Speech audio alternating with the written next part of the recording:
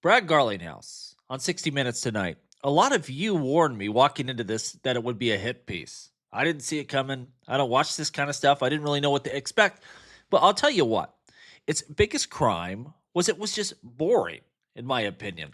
You have this fascinating story, all sorts of stuff you could discuss, and they focus just on elections and the crypto industry's influence over them, but they try to make it something novel and nefarious. The way this game works is you vote and you donate to those politicians that support causes that you think are important. That's the way individuals, companies, including whoever owns 60 Minutes, that's how everyone operates. There was nothing really novel here. And the important thing was the voters that thought crypto was important and cast their vote against this current regime. That's what made the big difference. Yeah, the money got the word out there, but it was the votes that came piling in. That's what mattered at the end of the day. Beyond that, I still think it's a net positive because they beamed crypto and Ripple and Brad and most importantly XRP into a bunch of households that probably don't know much about this. And now they've heard about it and they've heard there's this thing called XRP and it went up 300% in a month. That might be something they're going to, take a look at.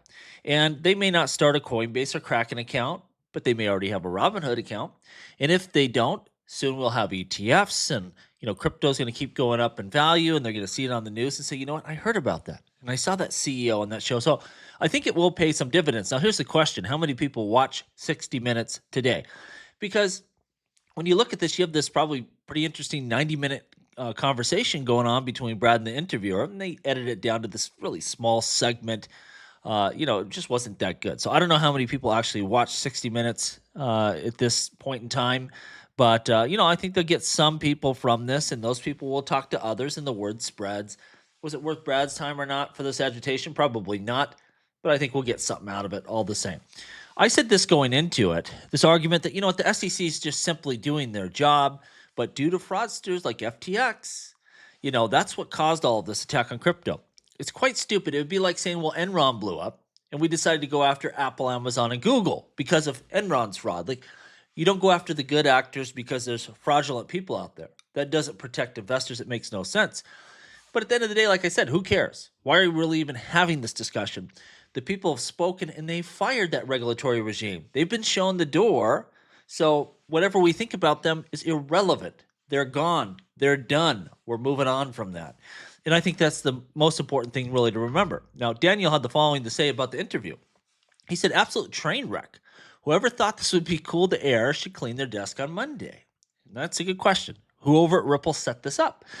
And a company that spends days for approvals on the smallest community spaces just let 60 Minutes have a free run and make this really bad showcase on national television. I think Brad probably did quite good, but they edited it down and make it look worse than it was. And even in their edits, I thought Brad did fine. It's just the tone of the show and again, a lot of the audience probably doesn't know the specifics. And then I've almost forgot John Reed Stark. I actually like John.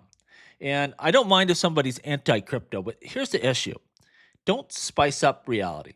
Don't make up stuff. Like when he said, well, no judge has said that these things, they all say these are securities. Obviously, from the Ripple case, which he knows he's on there to discuss, the judge said XRP is not a security. Even Ripple can sell it on the secondary market legally. Like, that's just lying. That's lying to try to, make your side of the story look better. It just shows you don't have a solid argument. Go on there, be anti-crypto, just state facts. And I was really disappointed in him. Now, maybe they edited him down as well. I don't know. I have no problem if someone doesn't like crypto. Present your points, but don't make up lies. And that's what it seemed like, at least from the edit on 60 Minutes. Maybe he wasn't fairly represented there. This was one of the more irritating ones when Brad's talking about, we want new rules. And she goes, well, not just any rules. Like, essentially, you're trying to dictate what policy is. And I made this point. Yeah, no one is sitting around hoping for bad rules. When Ripple is spending all the money that they are, they're not hoping that the politicians they support, push out bad rules. But even bad rules and just bad regulations would have saved Ripple hundreds of millions of dollars in court costs and legal fees. They'll follow the laws, even if they are bad. The problem was we did not have any rules, and that's what cost us years. And some of our competition, they get to run wild and do whatever they feel like, And Ripple is held back. The XRP ledger is held back from being developed.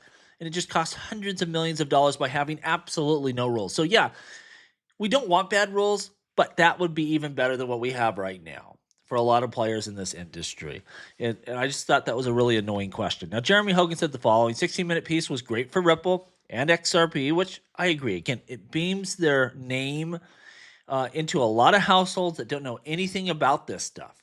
And they're going to investigate. The minute they say this thing went up 300% in a month, they're going to want to know what this is. They're going to want to take a look at that. And he would say, I would dare to say neutral for the crypto industry.